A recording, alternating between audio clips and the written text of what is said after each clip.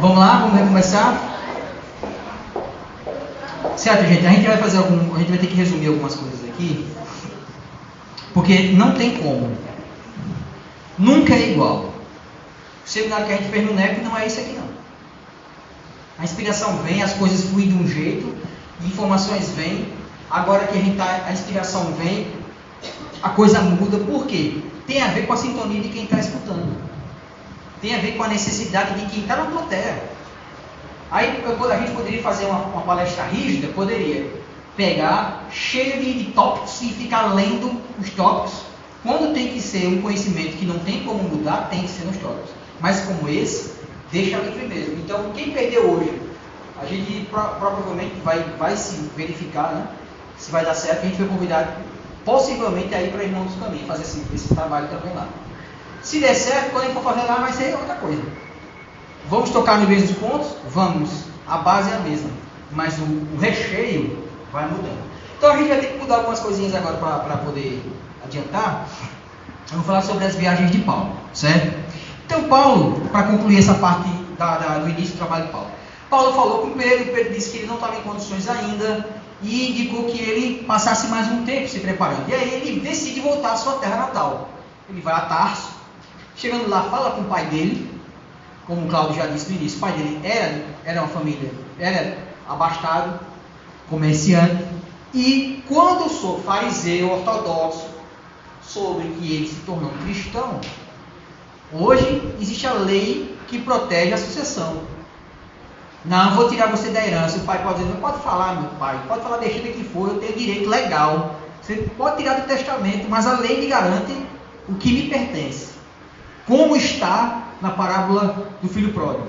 Mas naquela época ele existia isso não. O pai, não, você não é mais meu filho. Deserdou, o cara ficava com a mão na frente e outra atrás. Foi o que aconteceu com Paulo. O pai dele não quis saber mais dele. Acabou, meu filho morreu. O povo diz isso? E aí Saulo vai continuar exercendo a profissão que ele tinha aprendido na infância, que era ser tecelão.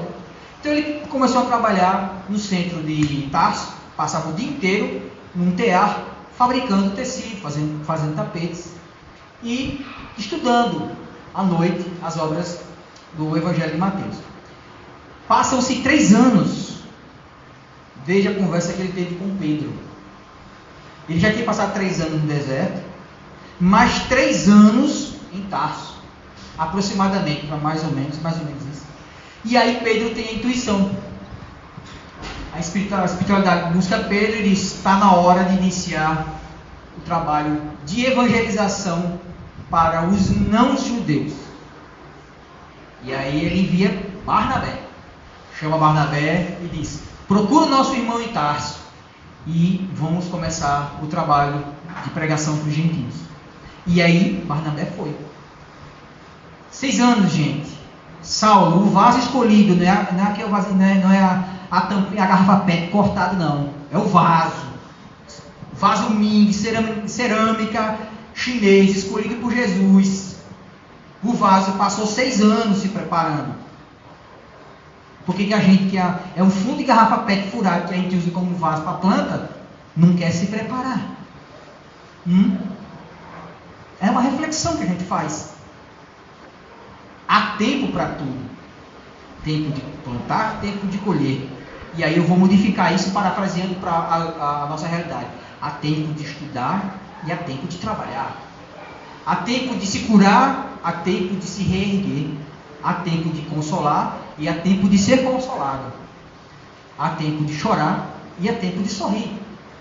Temos que saber lidar com esse movimento do impermanente da vida. Faz parte da vida.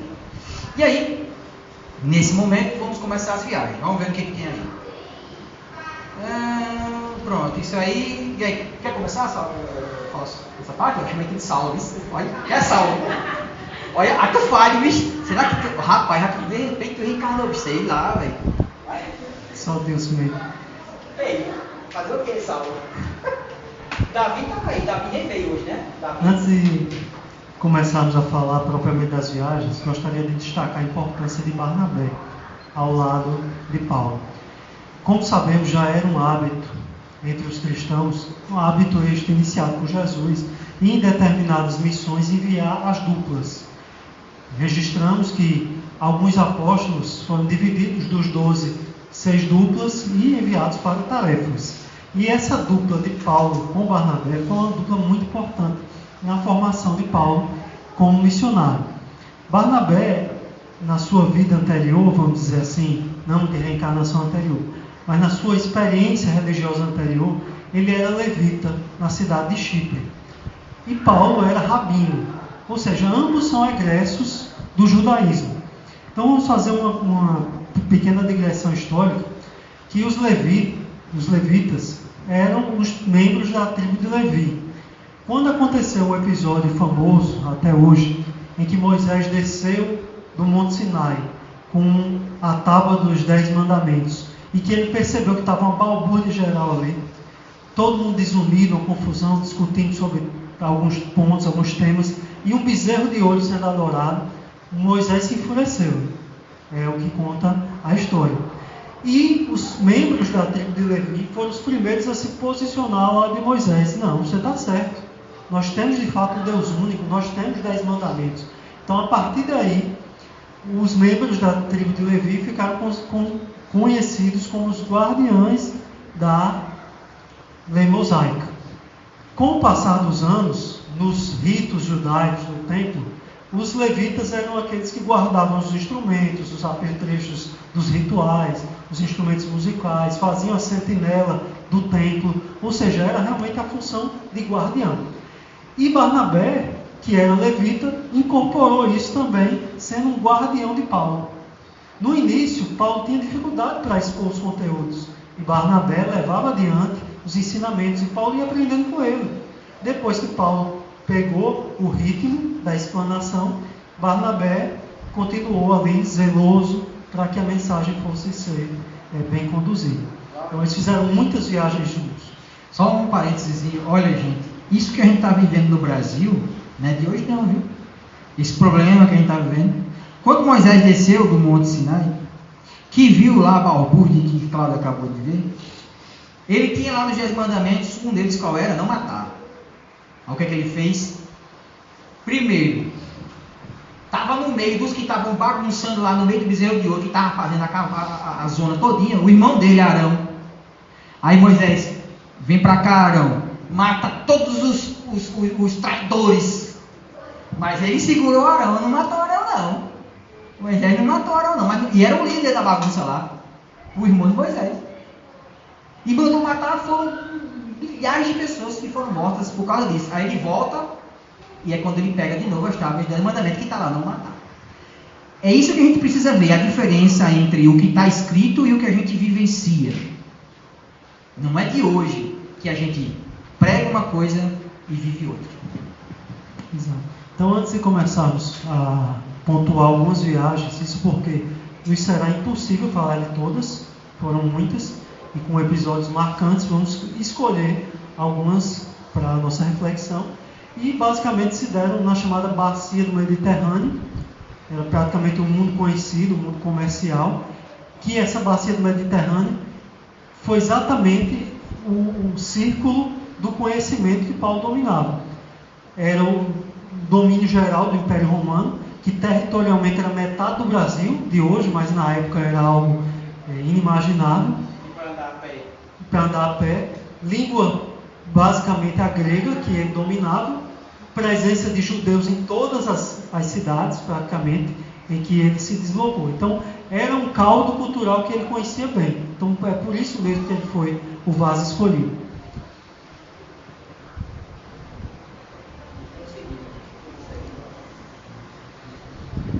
Nessa cidade, vamos pontuar algumas.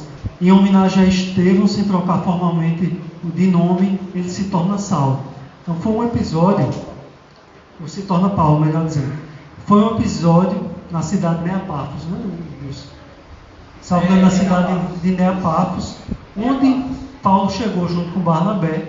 Havia um procônsul que estava doente, estava com uma enfermidade grave, e que havia contratado uma espécie de curandeiro, uma espécie de feiticeiro de origem judaica, que lhe subtraía altas somas, prometendo-lhe a recuperação. Esse feiticeiro se chamava Bar Jesus, era uma coincidência, Bar Jesus, e que quando Paulo e Barnabé chegaram a essa cidade, ouvindo falar a presença de uns cristãos, o procônsul Sérgio Paulo resolveu lhe suplicar auxílio.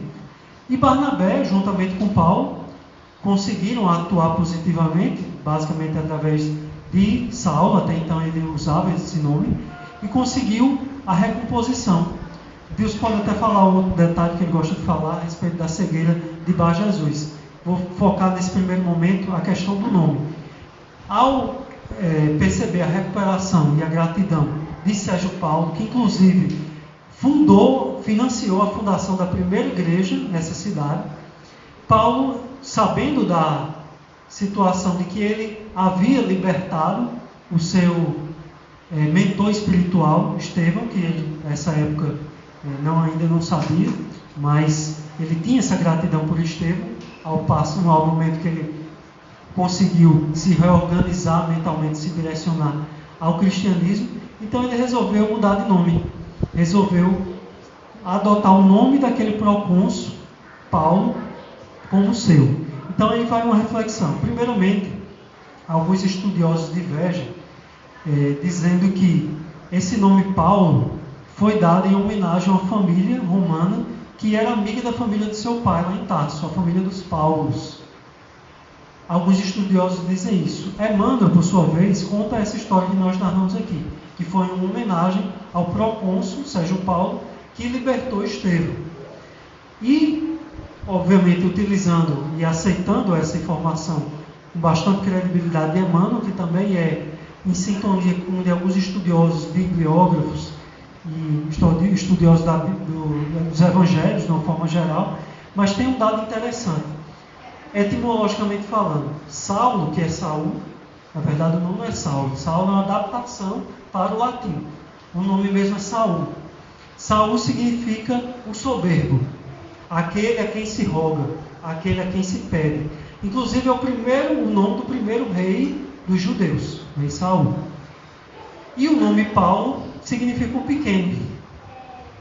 Quando queremos dizer que alguém está melhorando pouco a pouco, dizemos que alguém está melhorando paulatinamente.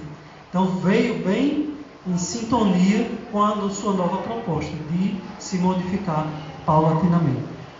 Vamos seguindo. Acho que está aqui.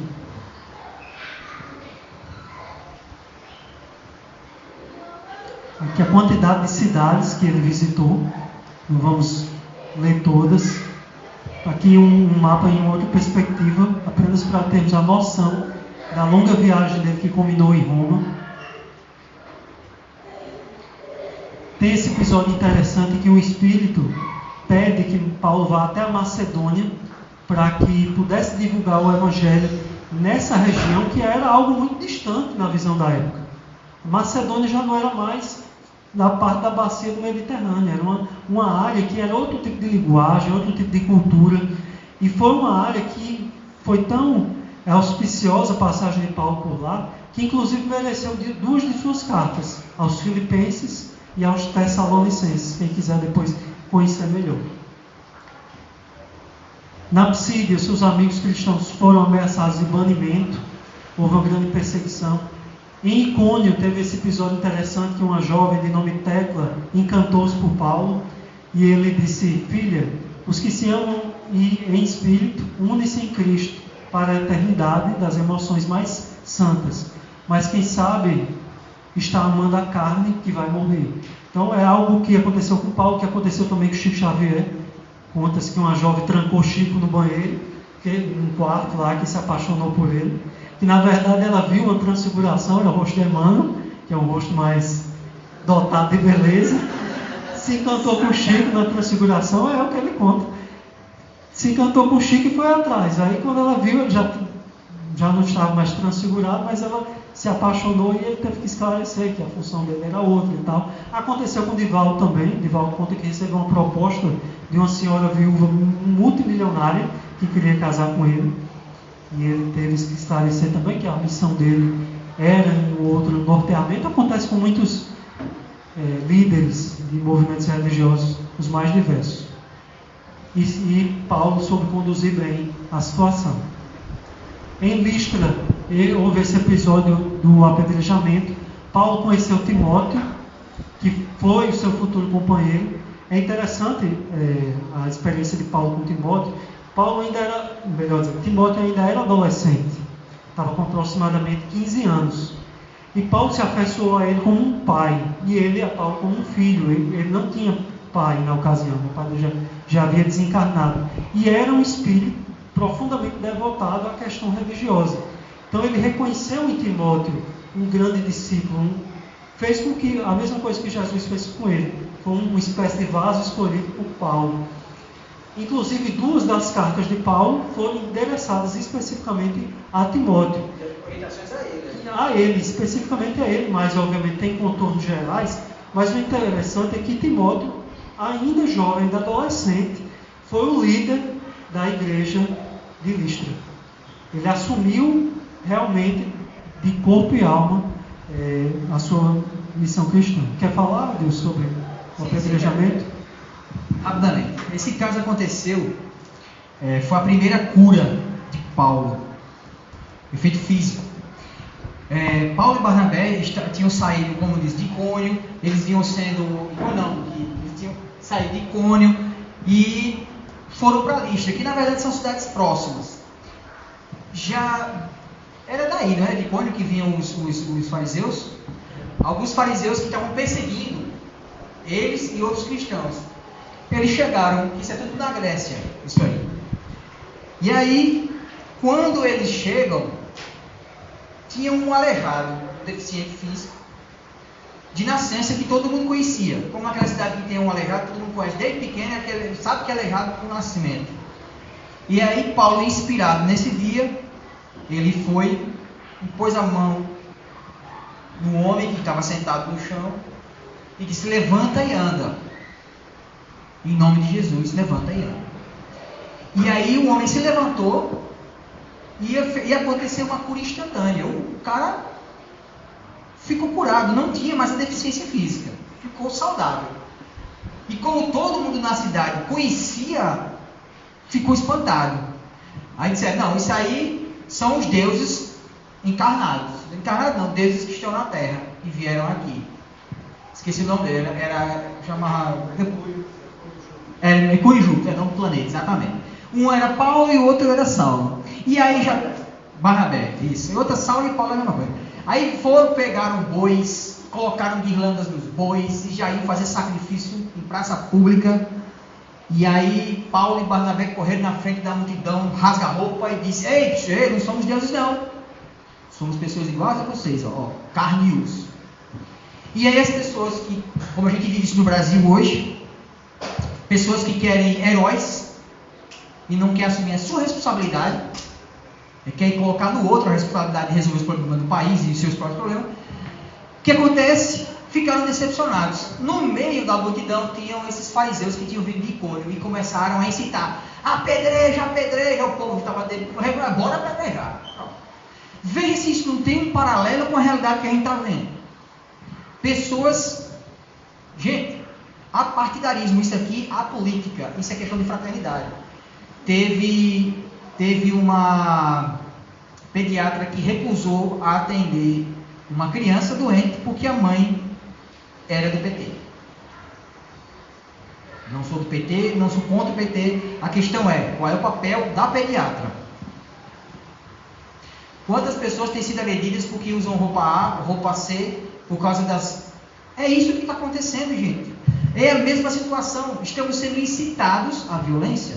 E o que aconteceu? O pessoal começou a apedrejar. Não conta bem a história para a gente entender o processo, como é que ficou Barnabé no meio. Quer dizer, Barnabé não estava no foco deles.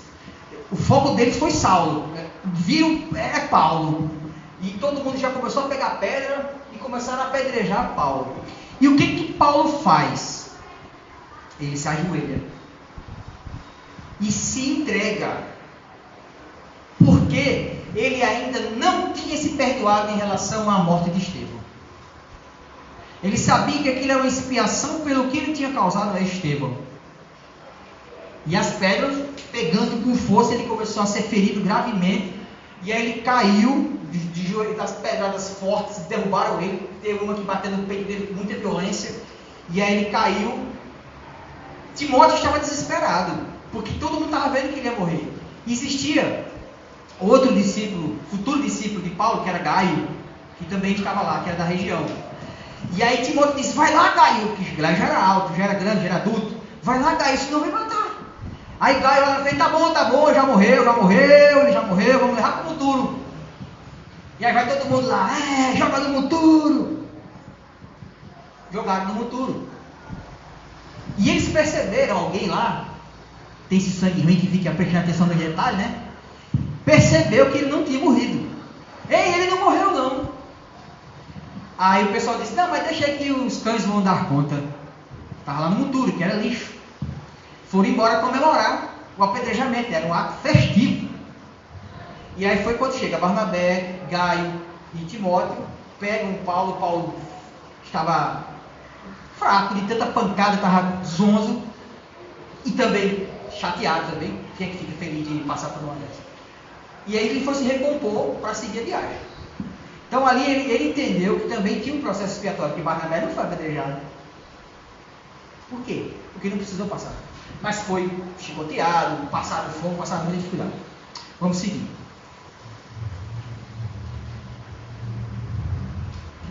Então vamos seguir. Isso aí são detalhes que a gente pode passar lá. Pronto, esse é um ponto importante. Para você ver. Nós vivemos. Existem três coisas diferentes que a gente confunde: espiritismo, doutrina espírita e movimento espírita. São três coisas totalmente diferentes e que não se misturam. Elas podem trabalhar juntas, mas são coisas diferentes. O que é o espiritismo? A gente chama espiritismo, a gente não sabe o que é espiritismo. Espiritismo é a lei universal de Deus, da comunicabilidade dos espíritos, dos desencarnados com os encarnados, da pluralidade das existências e da multiplicidade dos habitados. Isso é uma lei universal. Em qualquer planeta que você vá, existe espiritismo, nessa consciência de comunicabilidade, mediunidade, mas a doutrina espírita é da Terra, que foi a forma como Allan Kardec interpretou e transformou em linguagem e codificou. Então, doutrina espírita é o conhecimento que foi materializado para o nosso entendimento aqui da Terra do espiritismo, que é cósmico universal. E o movimento espírita é como a gente vive no Brasil, as organizações dos centros espíritas, nas federações, e a gente vê muita disparidade, confusão dentro de ser espírita, gente que, olha, teve um dia desse que eu estava batendo boca no WhatsApp com um cara, que é esses caras que deixa pra lá, não vou nem entrar no assunto, e é espírita, lá naquele negócio de consciência ampliada. Eu peguei, aí ele tô ligado, e foi um debate, sabe, depois eu não perdi tempo com isso não. Eu não vou convencer ninguém, e o cara quer falar, fala o que quer, pensa o que quer, deixa falando e eu vou embora. E isso aconteceu aqui.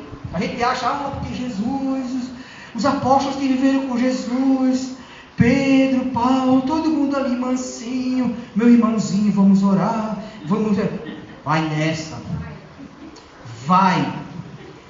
Tinha uma história muito séria, que foi o que, vamos agora estudar um pouquinho dos 4 evangelhos. Lembra quem estava aqui nos 4 evangelhos no ano passado, dos 2? Do palestrante Rian Davi. Ela não está hoje. Que é esse palestrante Rian Davi? Eu não vou deixar de falar com o Cátia nunca, por causa dessa resenha. E aí, fora, se eu não me engano, Judas, que não era justamente ali da região, mas a maioria era nazareno. A maioria. Todos eles eram judeus. Nenhum deles não era judeus. Todos seguiam a cultura hebraica. Os 10 mandamentos e tudo mais. Então, muitos deles ainda seguiam como nós seguimos. A gente não percebe. Nós somos espíritas que catolicizamos as práticas espíritas. Vocês sabiam disso? Você vai nos centros, cheio de imagens doutor Bezerra, é não sei o quê, do mesmo jeito. A forma dogmática de relação e a forma religiosa não contra isso, mas falta um pouco o estudo, que é isso que a gente encontra nessa casa. O teor investigativo, algo que a gente não fique preso às formas. E lá acontecia, principalmente por causa do Tiago Menor, filho de Alfeu. Ele era fariseu roxo. Fariseu roxo. Aquele de brigar. E muitas vezes, quando recrudescia as perseguições, ele se apegava às práticas farisaicas. E aí, ninguém mexia nele.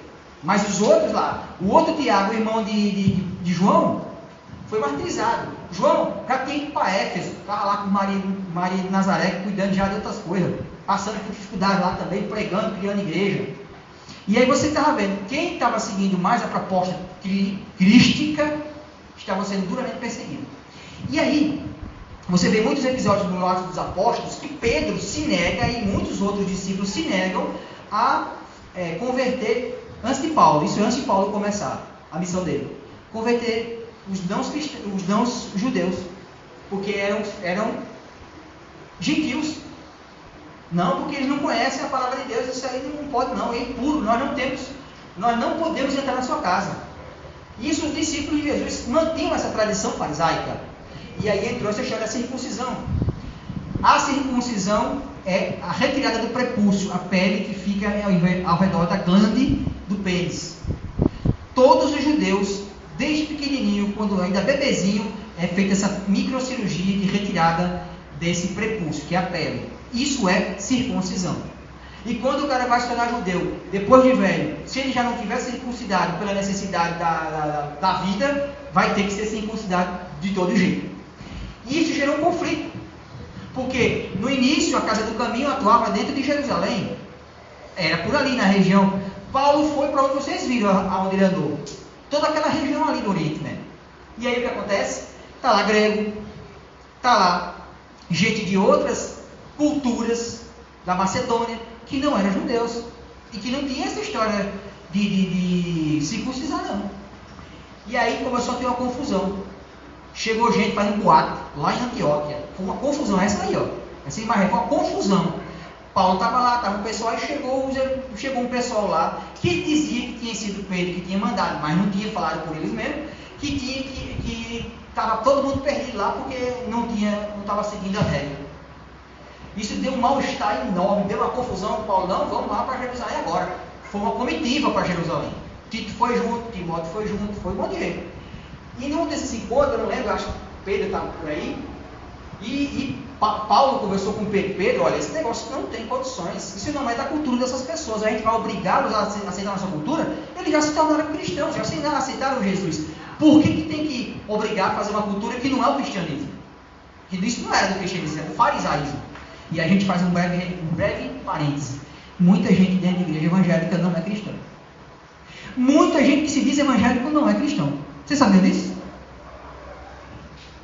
E eu provo. Sabe por quê? O que é ser cristão?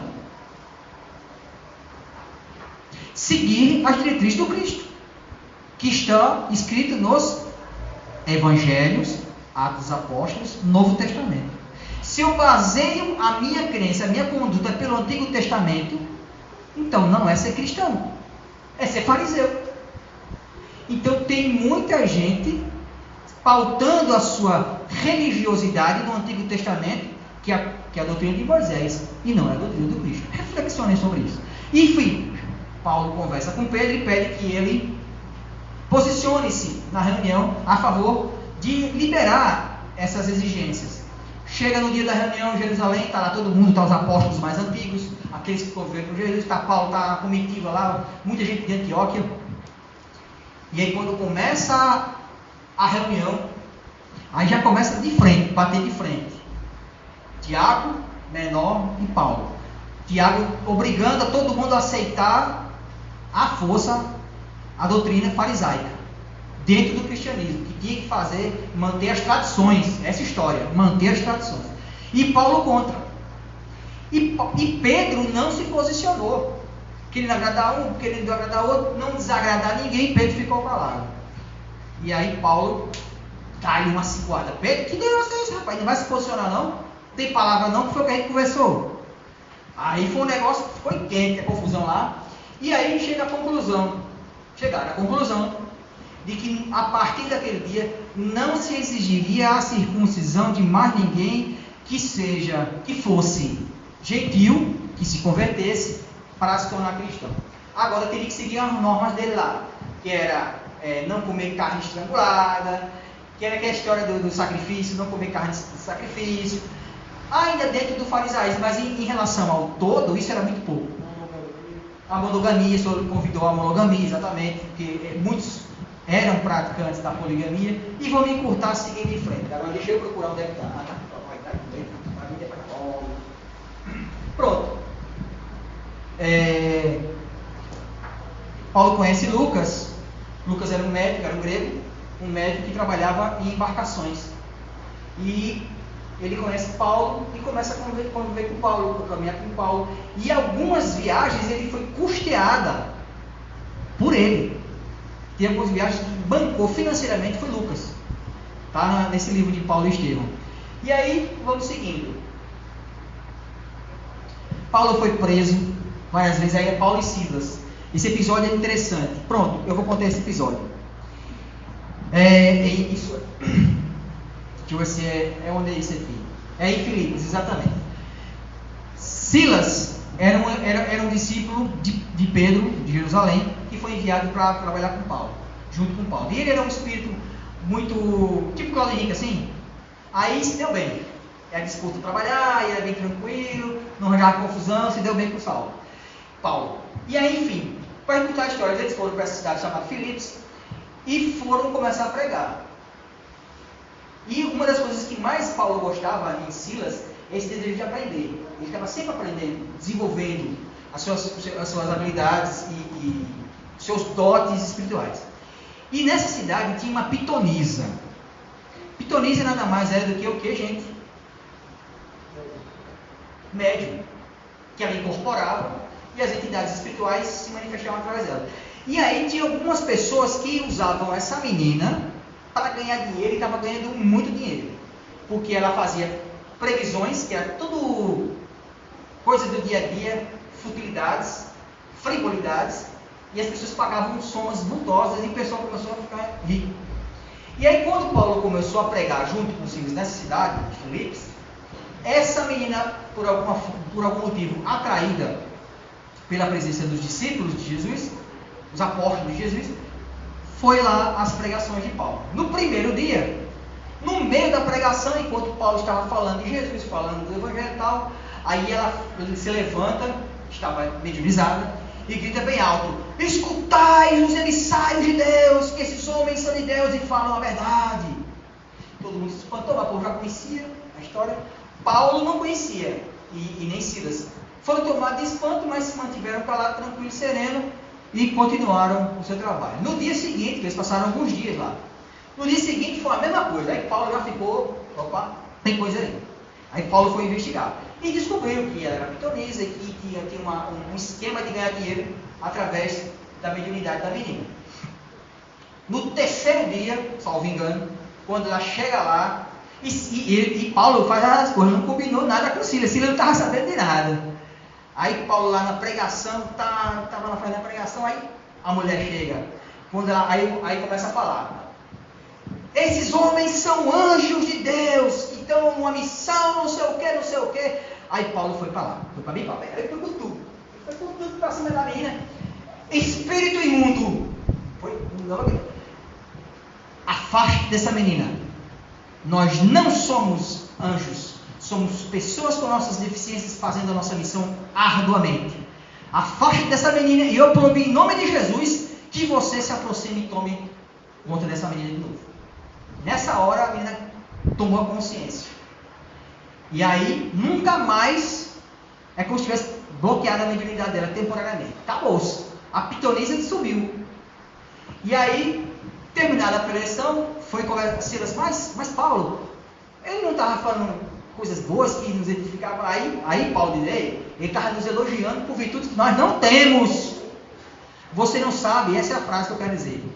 Tá aí no Paulo Estevam, no livro. Paulo diz: você não sabe todos os dias o espinho e a luta que eu faço, que eu travo, para não ceder aos desejos inferiores?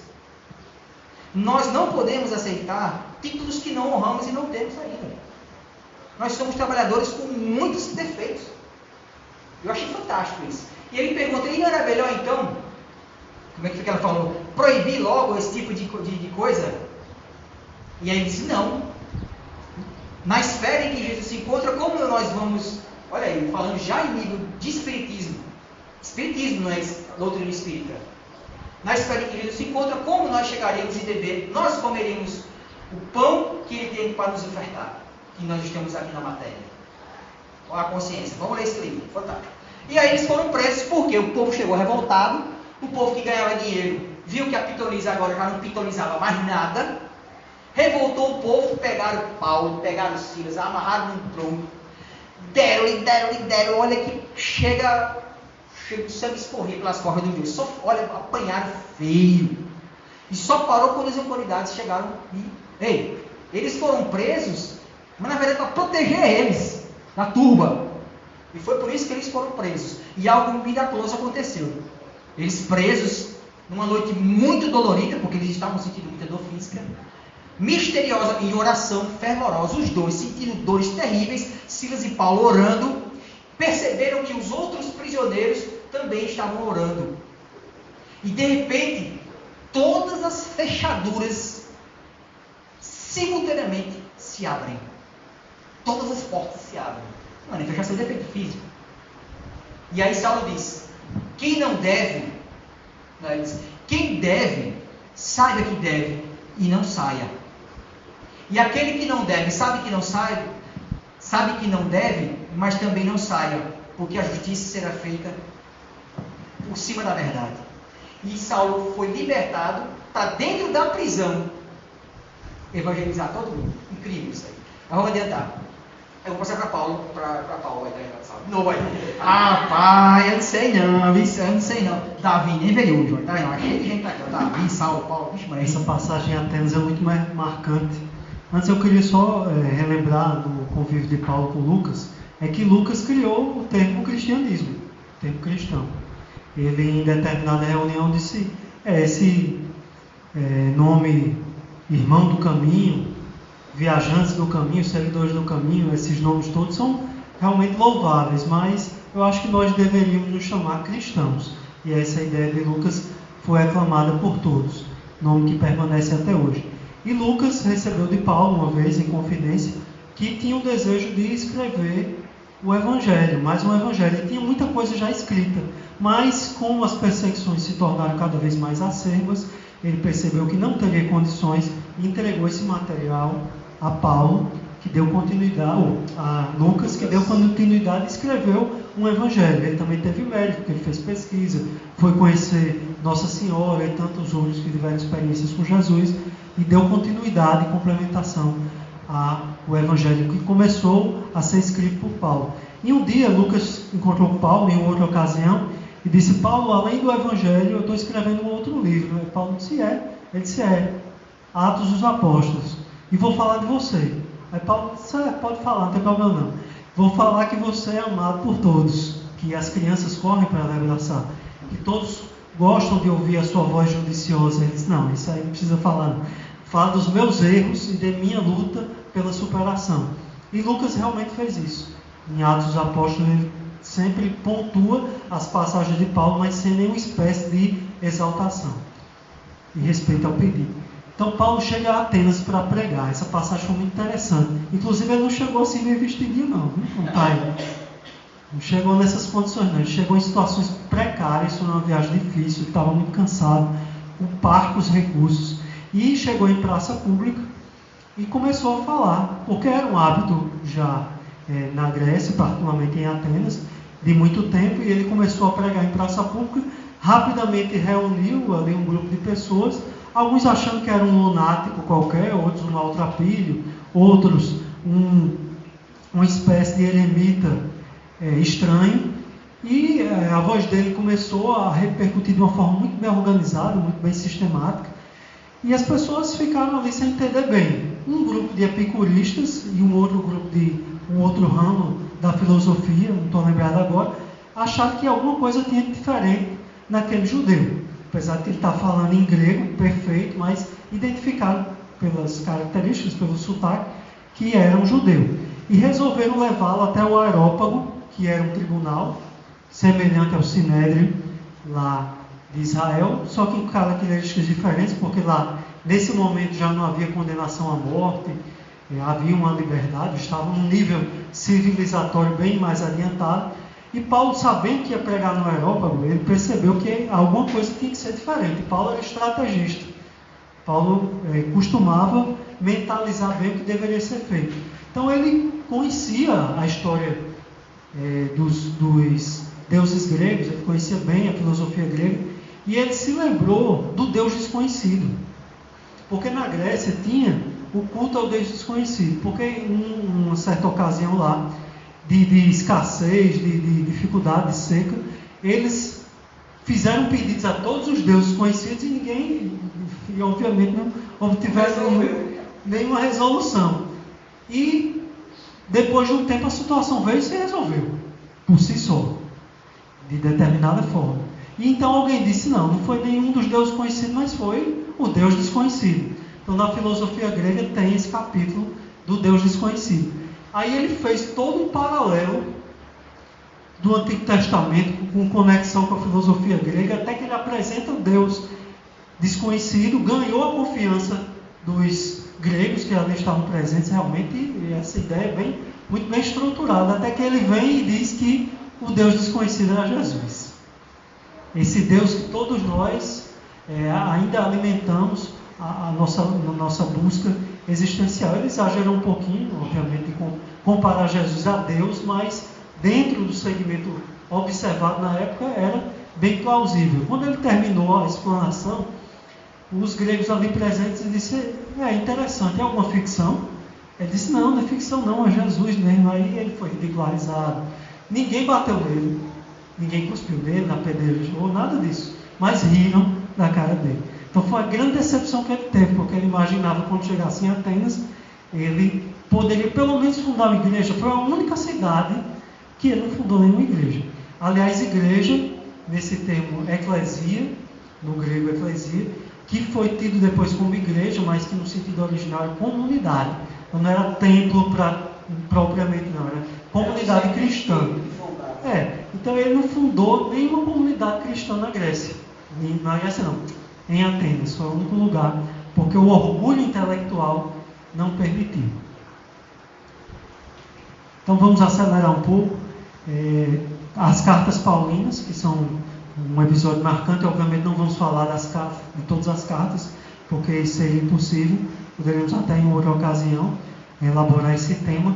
E essas cartas, esse conjunto de cartas, marcam tanto todo tipo de comunidade cristã, que certo dia Chico Xavier, amargurado de tantas dificuldades no movimento espírita, era um centro que alguém estava brigando com alguém, era um outro centro que o presidente estava obsediado e era autoritário, era uma outra situação de outra casa, todo mundo pedindo ajuda a Chico, e ele um dia se recolheu no seu quarto e chorou, aí depois Emmanuel se apresentou e disse, Chico, eu não vou lhe dizer o que você tem que fazer não, vou lhe dizer o seguinte, leia as cartas de Paulo.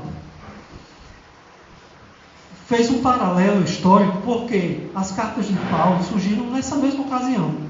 Paulo, um dia, envolvido em muitas demandas das comunidades que ele ia fundando, era uma que pedia um esclarecimento em determinado ponto, era outra que pedia um auxílio, e Paulo chorou, também como Chico. E nesse momento, envolvido por entidades angélicas que lhe abraçaram, particularmente Estevão, que se tornaram o seu mentor espiritual, recebeu a informação, a intuição, de que deveria escrever para as comunidades. A tradição, até então, era da transmissão do pensamento via oral. As cartas eram algo de vanguarda. Era o WhatsApp da época, era o YouTube. Não era muito comum mandar carta, não. E Paulo foi adotar essa medida de extrema relevância, conseguiu, juntamente com os companheiros, porque ele não escrevia as cartas sozinho, poucas cartas ele escreveu só, dessas que constam no Novo Testamento, ele fazia isso coletivamente. Por quê? porque coletivamente poderiam ter mais intuições, mais mentes pensando e captando a informação do alto. E assim muitas comunidades puderam ser orientadas e, inclusive, de forma muito ponderada, constam hoje do Novo Testamento. Fazem parte do conhecimento do Evangelho.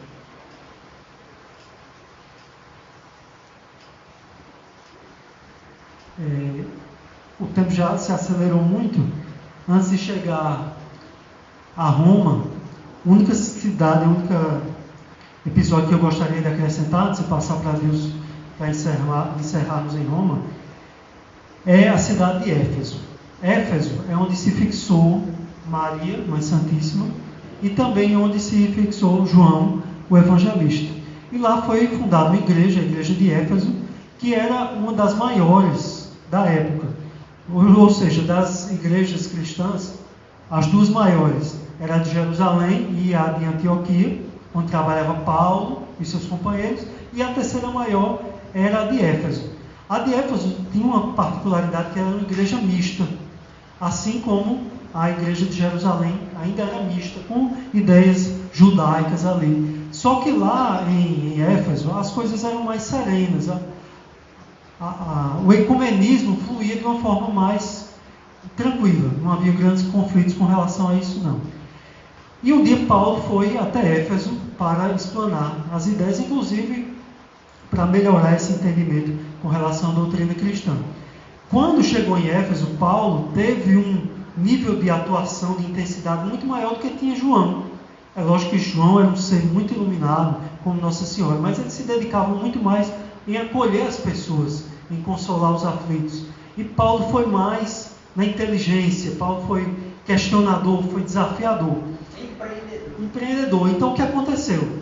Em Éfeso, que era uma cidade grega, predominava o culto à deusa Artemis, que os romanos chamam de deusa Diana.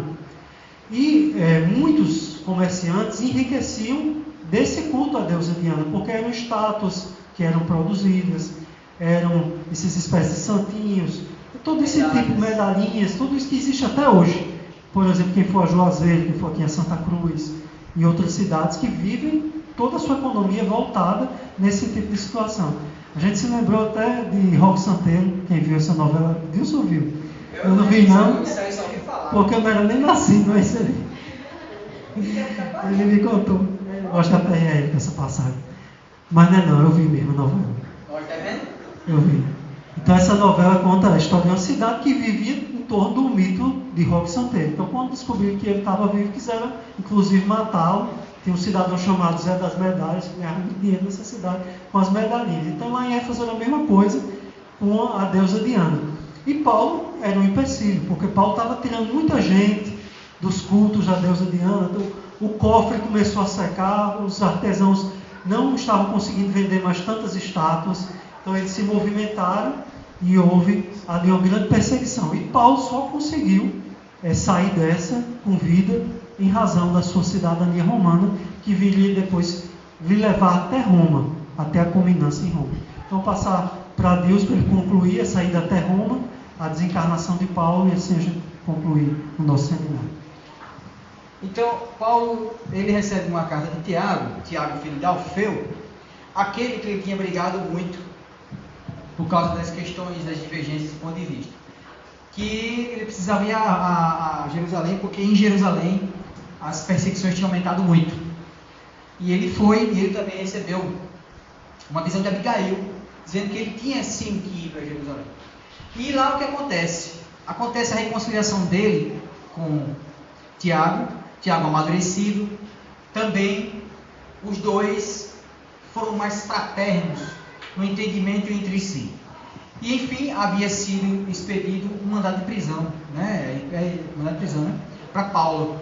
Enfim, ele foi preso, e aí ele pediu para que ele fosse julgado pelo imperador. Que pela cidadania romana, ele tinha o direito disso. Qualquer romano tem o direito. Eu quero ser julgado pelo imperador. E foi assim que ele poderia ter sido liberto. Muita coisa poderia ser muito mais fácil, mas é porque era a missão dele, ir até Nero.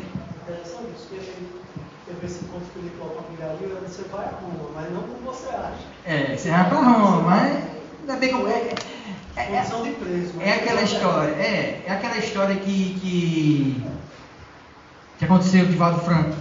Divaldo Franco, mais novo, foi visitar um amigo que estava enfermo, e aí o pessoal sabendo da mediunidade de Divaldo, o Dr. Bezerra estava junto, e aí Divaldo, ele vai ficar bem? Aí Divaldo olha para o Dr. Bezerra, ele vai ficar bem? E o Dr. Bezerra, vai ficar bem. E aí Divaldo diz, ele vai ficar bem. Aí todo mundo, ai, que alívio, graças a Deus. No dia seguinte, quando Divaldo vai passando, está lá, o defunto, morreu. E aí, ai meu Deus, o povo mais Divaldo, você disse que ele ia ficar bem? Aí ele olha para o doutor e diz, você me perguntou se ele ia ficar bem. Ele não está melhor?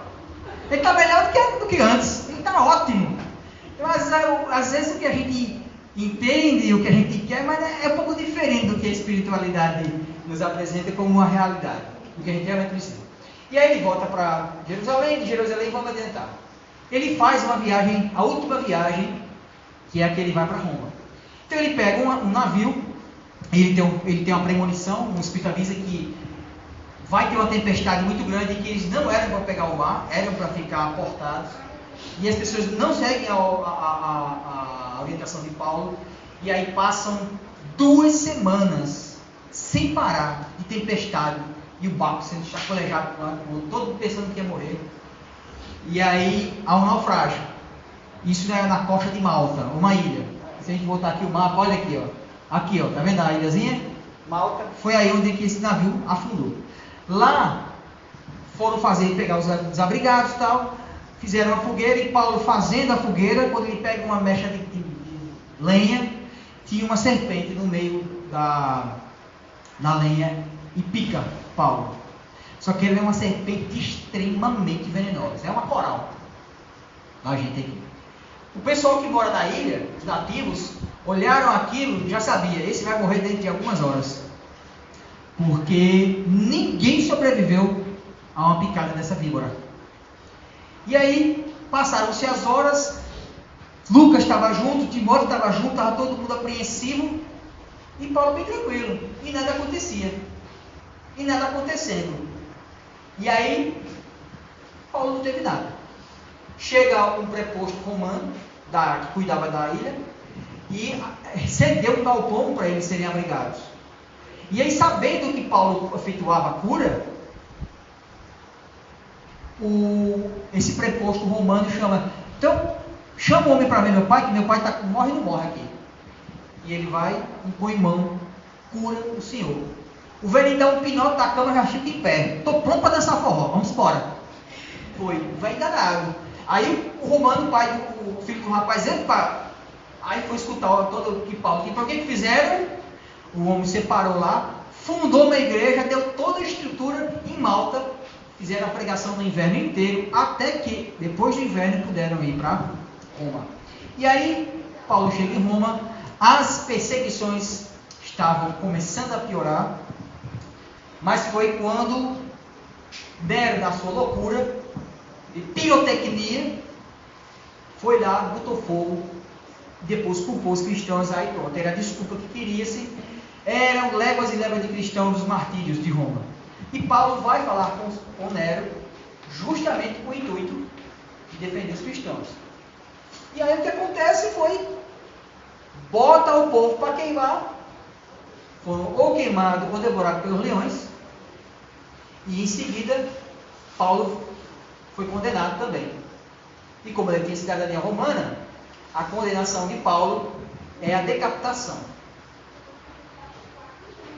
E se formos observar a cultura japonesa, os samurais, eles tinham 2 rituais de morte: o da honra e o da vergonha.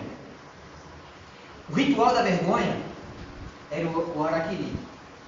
Ele pegava uma faca pequena, enfiava no ventre e rasgava de um lado ao outro para a retirada das vísceras. Ia morrer aos poucos, imensa dor e de hemorragia. E quando eles se sentiam envergonhados, era isso que ele ia fazer. E o ritual da honra é quando um outro samurai decepava a cabeça.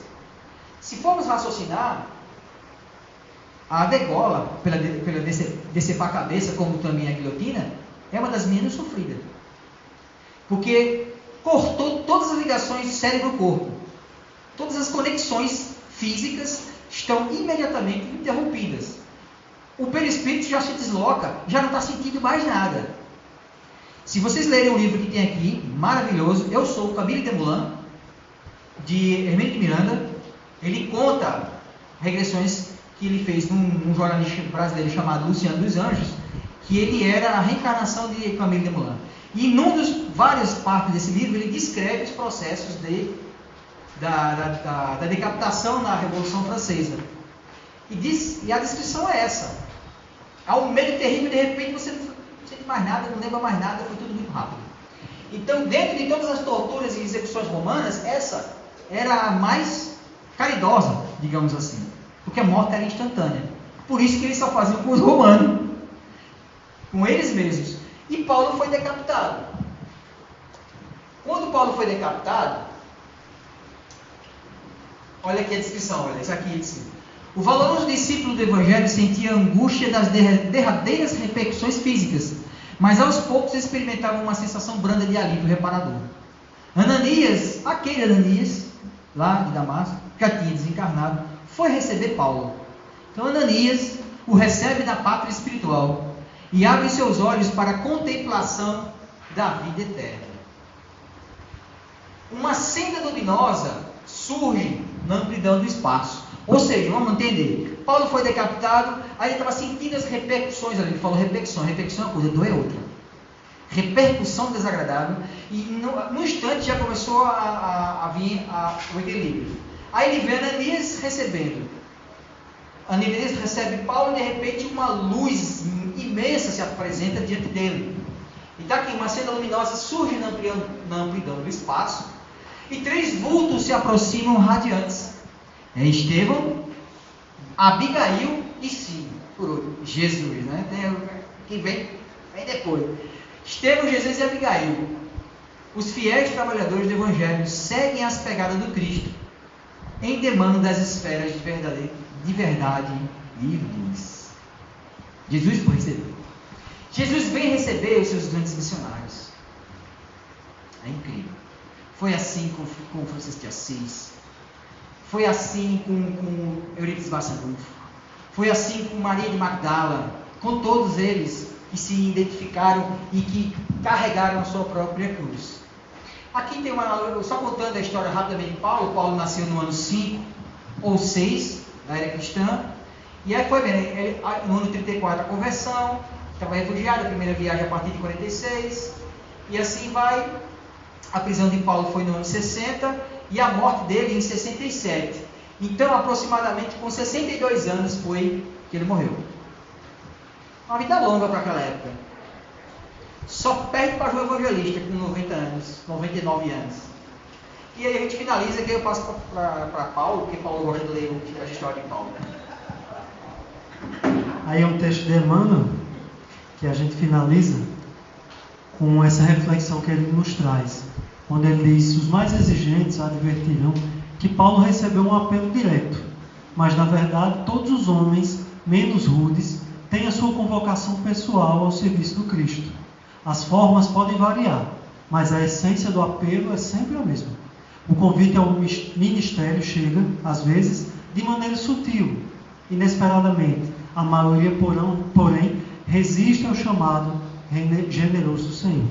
O grande chamamento que foi feito, que Paulo aceitou.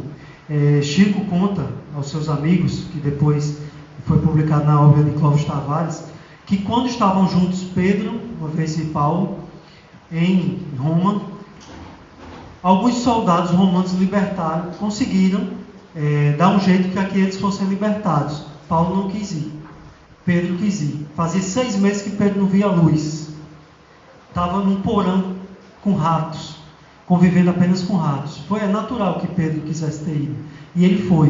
E ele viu a luz do sol depois de 6 meses, e ele estava caminhando, fugindo, não sabia nem para onde ia, estava fugindo. Quando ele vê um vulto se aproximando dele, e ele identifica que é a presença espiritual de Jesus. mas esse vulto passa por ele e não fala com ele. E ele ficou triste. E ele começou a seguir de volta atrás, correndo atrás de Jesus. E de Jesus, porque você não fala comigo? Ele disse, não tenho tempo a perder. Eu vou ser crucificado em Roma. E Pedro disse, mas mestre, então eu vou com o senhor. Ele disse, você já estava lá e não cuidou das ovelhas que eu pedi que você apacentasse.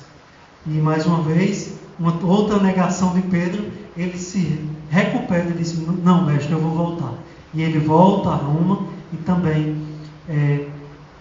retorna ao mundo espiritual através da crucificação, de cabeça para baixo, a pedido dele pronto. Então o chamamento é para todos nós, então agradecemos a oportunidade que os irmãos nos deram de dividir esse conteúdo, essas informações, e todos nós possamos fazer bom uso e cuidar da boa aplicação na nossa própria trajetória evolutiva.